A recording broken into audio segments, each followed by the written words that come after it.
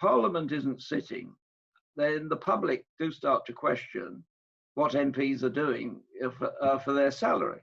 Now, I don't know about yourselves, which is why I'm asking. I would say nearly all members of Parliament from all parties and all regions have seen a massive escalation of constituency casework. Not all immediately health related, a lot of it to do with employment, to do with the various schemes in order to maintain people's income or to maintain their businesses, issues on the self-employed. Also to do with recreational issues, what recreations people can undertake or not. And in my case, a huge workload with, and I know Canada has a big Sikh population, and I had a significant number, particularly of elderly and retired Sikhs who go and see the family in March, because that's about the best time of year. And of course, then got stuck in the Punjab. And I know Canada organised quite a few flights for their nationals, back. In fact, I've quoted this several times at our government ministers, to your credit and their discredit. But I think one of the messages we do need to get across, and I'd be interested in your observations on that before we get on to the main questions, is whether you're facing that similar issue, convincing the public basically that we're earning our corn. Yeah, very much so. All of our MPs, of course, they're all back in, including ministers, many of them working from home in their home ridings. But the volume of inquiries right from the get-go, from the imposition of this new era and all the health restrictions, the degree to which the government programs have reached broadly across each of our ridings have also created a ton of work.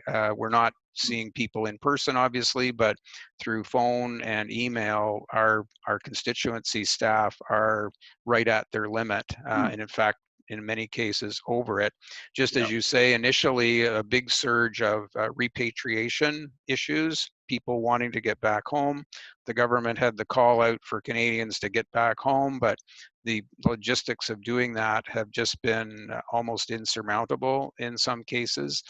Foreign Affairs has organized, I forget the number now, but it's in the range of about 50,000 or so Canadians to get them back home through various flights and other means. It's where Canadians are, I'm sure, as citizens in the UK, they're avid travelers, and so especially in March, they're distant places around the world. But as that started to tail off, we have switched into support on the government programs, which are very far-reaching income supports for businesses and these other things, raising a multitude of questions. So we're all doing the same thing.